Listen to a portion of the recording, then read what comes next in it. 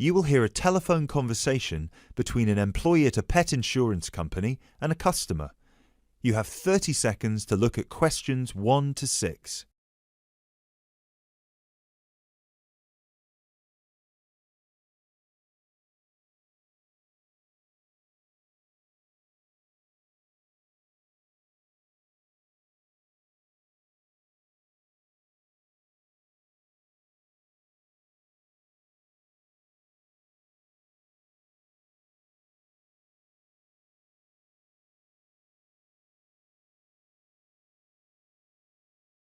Pet Protect UK, how can I help? Oh, hello there. I'm calling to inquire about your pet insurance plans. Of course, just give me a second, please. Sure. So, have you checked our website already to see the options we offer? I've had a quick glance, and I think I'm interested in the basic plan. Great. I need to just ask a few questions first then.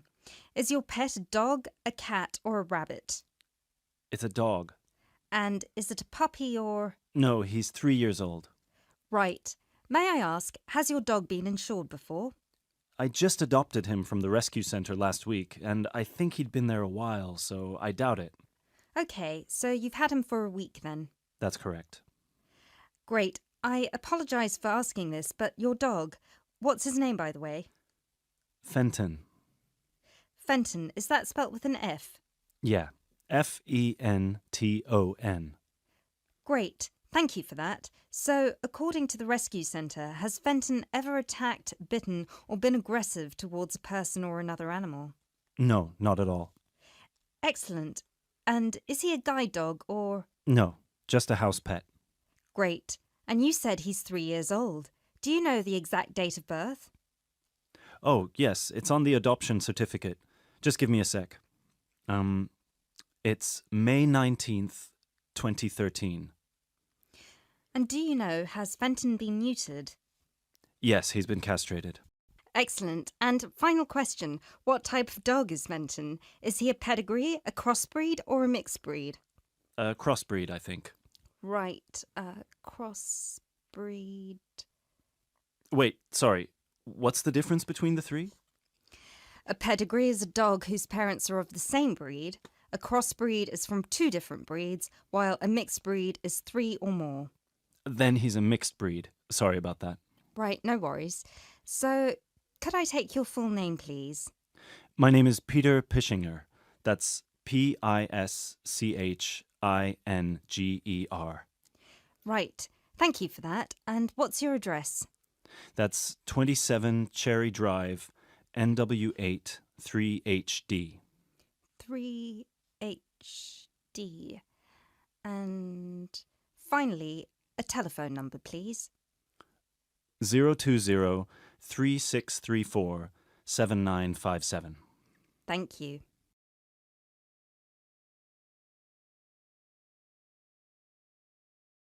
You now have 30 seconds to look at questions 7 to 10.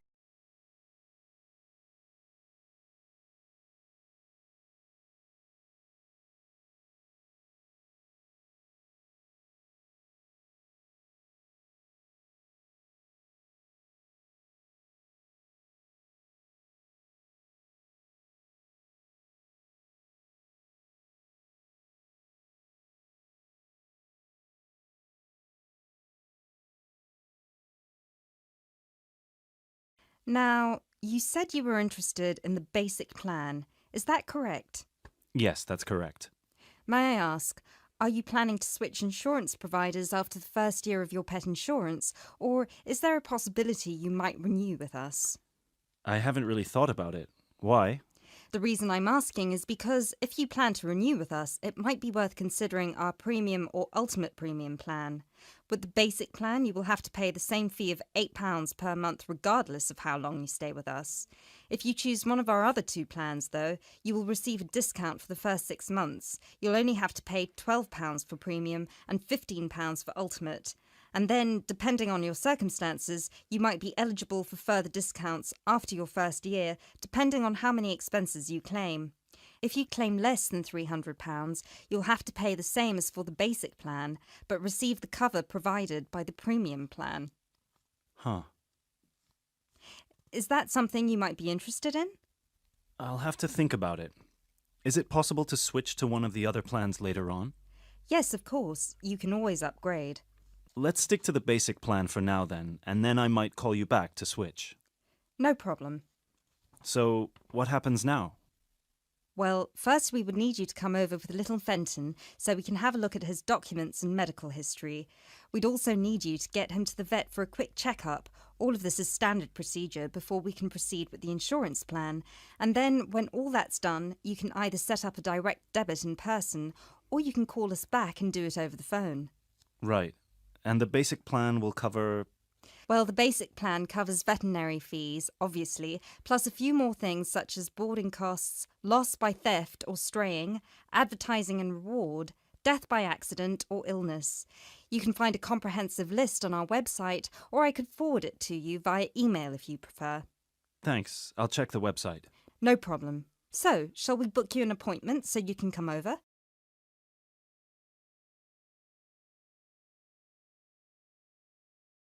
That is the end of part 1. You now have half a minute to check your answers.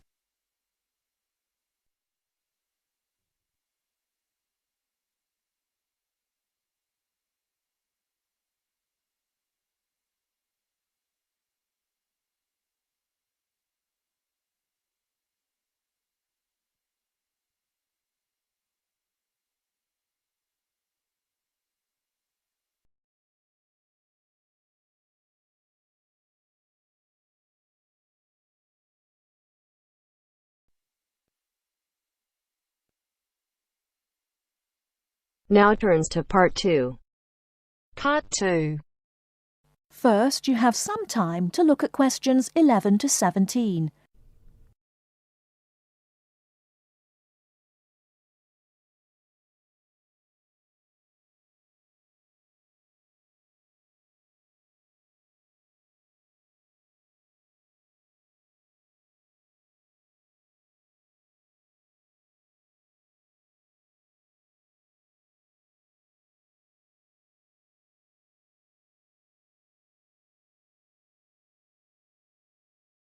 Now, listen carefully and answer questions 11 to 17.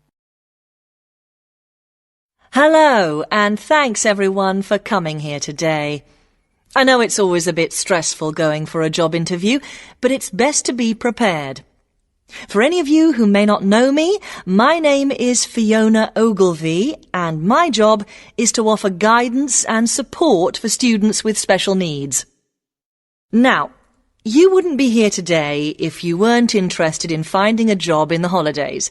So let's get down to it and see what things you need to be looking out for. Most of you, I hope, will be applying for jobs with the companies that have been recommended by the university. The reason for this is that we here at the university already know these companies and have established good working relationships with them. I've also been to visit all of them and checked out the facilities they have to offer. You really need to make informed choices when you're looking for a job and make sure you know before you even get to the interview stage that your needs will be met. But I know that some of you are applying for jobs independently and have looked at companies outside the university recommended list. So for you, it's best to plan ahead and be aware of what it is you may need while you're working. Things that you need to check when you go for an interview are there enough toilet facilities and are these easily accessible? Also, you want to check that all the public areas inside the building are barrier-free, so you can get direct access to these public spaces whenever you need to. And ask about ramps into the building, so you know how many there are and where they are located. These kinds of things are so much more difficult to sort out when you've started work, as they take time. But ramps are an absolute must, so please make sure you know where they are. Another thing you must make sure of is that the lifts have the correct lowered control panels. Ask if all the lifts have this facility or if it's only certain ones. Now, something I think that is often overlooked is working hours. What you want to make sure of is that you get flexi time. This basically means that your working hours are flexible and you can clock on and clock off in times that suit you. Within reason, of course. Most companies do recognise that it takes much longer for someone in a wheelchair to get on and off buses and trains. Public transport can take that much longer, so you need to be organised and prepared. And for those of you lucky enough to own a car, check how many disability parking spaces are available. Remember that it's your right to have a disabled parking space. These also need to be near enough to a wheelchair accessible entrance or ramp. OK, are there any questions before we move on? Before you hear the rest of the talk, you have some time to look at questions 18 to 20.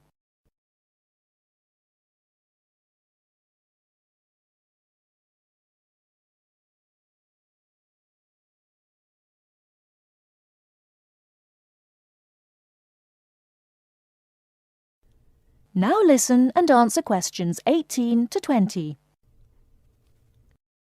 Right, let's move on then. Now I want to talk you through the series of visits to companies which we've got planned for next week. On Monday morning, we will be visiting the Lowland Hotel. They have various summer jobs available, working as a receptionist or conference organiser in their busy conference centre, organising and setting up conferences. You need to be prepared for working in an office environment and spending quite a bit of time talking on the telephone. The bus leaves for the hotel at 9 a.m, so make sure you leave yourself plenty of time to get there. When you arrive at the hotel, please gather in the reception area and wait for someone to take you to your first session, which will be a talk. The talk at the hotel will begin at 10 a.m, and then there will be a short tour of the hotel. There will be a light lunch provided, which is usually salads and sandwiches. The next place we'll be visiting will be on Tuesday afternoon. We'll be going to visit a little local company that makes handmade paper and cards. For those of you studying art, this may be just what you're looking for. We'll be taken on a tour of the company which lasts 3 hours. The tour will start at 3:30 p.m, and after that you'll have a chance to meet some of the staff. Tea and coffee will also be provided. We have no trips planned for Wednesday, but on Thursday morning we'll be going to Tobago Travel Agency. This is a very popular choice amongst our students because you can get student discounts on holidays. We've booked a coach for this, and it'll leave from outside the refectory at 8 a.m. You'll need to bring a packed lunch for this, so please don't forget. There is a little canteen where you can buy hot and cold food, but this is closed on Thursdays. Friday, we'll be having representatives from all the companies visiting us, so you will have a chance to ask any questions, and of course, put your name down on the list if you're interested in working for them over the summer. This event will take place in the main hall next to the library, and it'll run from 10:30 until 4.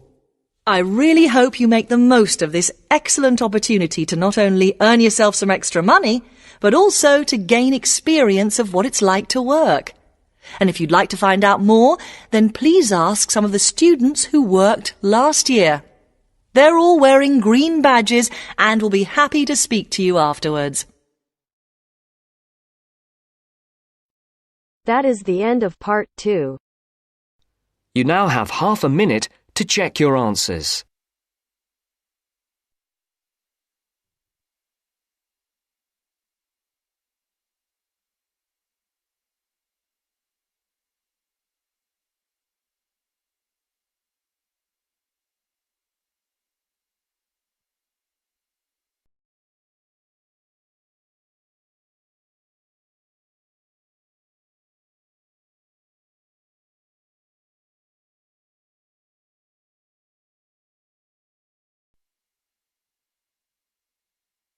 Now turns to part 3.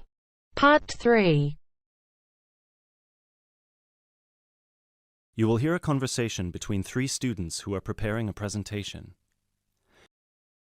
First, you have some time to look at questions 21 to 25.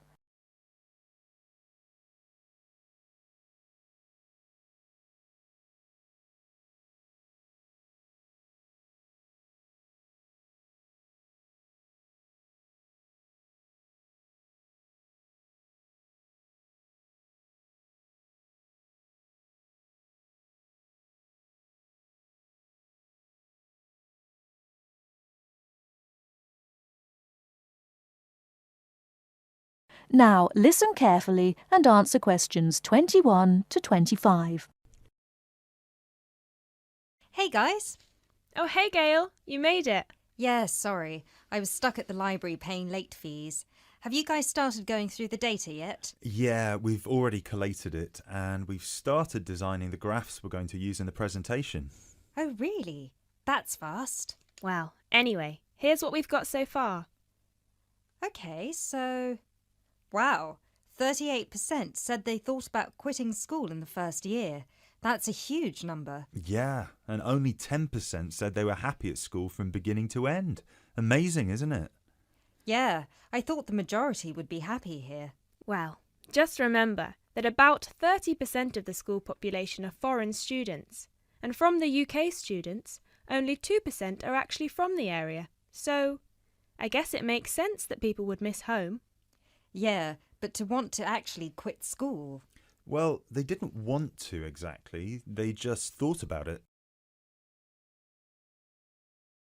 Okay, so how should we organise the presentation? What did you guys decide? Well, Kevin and I were saying that we should start by explaining what the topic of our research was, and how we decided to collect the data. So, I'll start by saying that our topic was how first-year students felt a month after beginning school, and how their attitudes progressed and changed by the end of the academic year. So then we were thinking that I should explain that the population we want to study was obviously first-year students, but because we need their complete experience from the beginning to the end of their first year, we'd have to actually poll students in their second and third year. And then we said that you should explain how we access the population. So I'll say that we got the permission from the school to go to different classes from different departments and hand out the surveys in paper form, right? Right.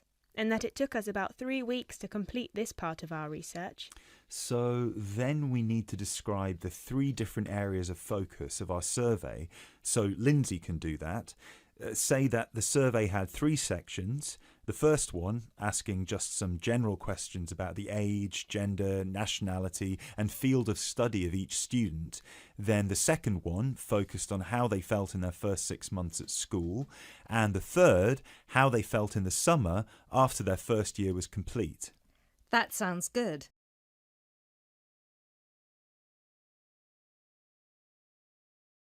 You now have 30 seconds to look at questions 26 to 30.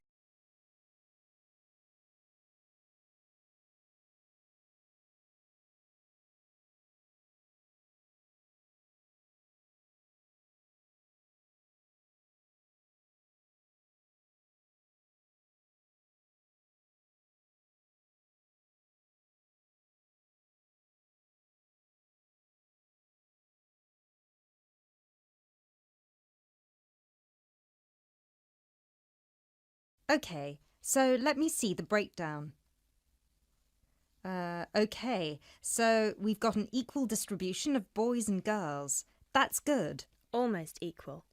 51% of the participants were boys, the rest were girls. Right, and 70% of the participants were British, while the other 30% were... 10% were from America and Asia, 2% were from Africa, and 18% were European. We had a small number of Australians as well, 0.03%, so I guess Europeans were 17.97% if you want to be precise. Which we should. Anyway, and obviously the age was all 20 or 21, with a few 19-year-olds. Only about 5%. No, wait. 4%. Right? No, it's 5%. Look. Right.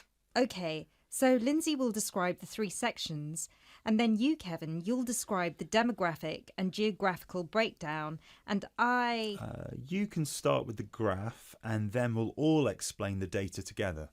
Right, so we'll put this graph up on the board and explain that most students experience some form of homesickness or mild depression in the beginning of their course. But we need to point out that by the end of the year, it was only 5% that still felt like quitting school.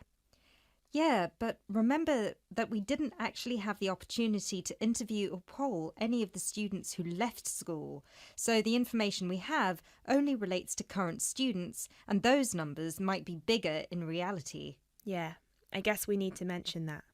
But we did check the dropout rate for the last 2 years, and it was very low, so at the end of the day, the numbers can't be much bigger. Yeah. Anyway, so after we explain the data and we show the 3 graphs with the background information and the responses for 6 months and 1 year, we should spend some time also talking about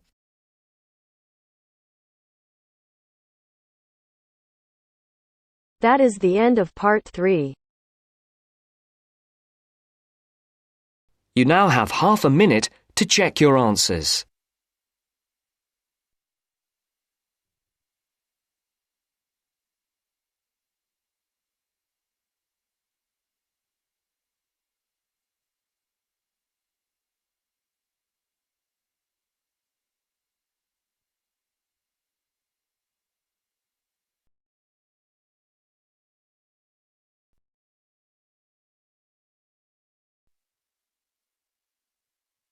Now turns to part 4.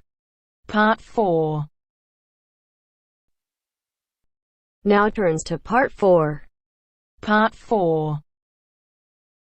Well, it's the beginning of the digital age, and technology is all set to completely revolutionise the way we watch TV, videos and DVDs and play computer games at home. First, you have some time to look at questions 31 to 40.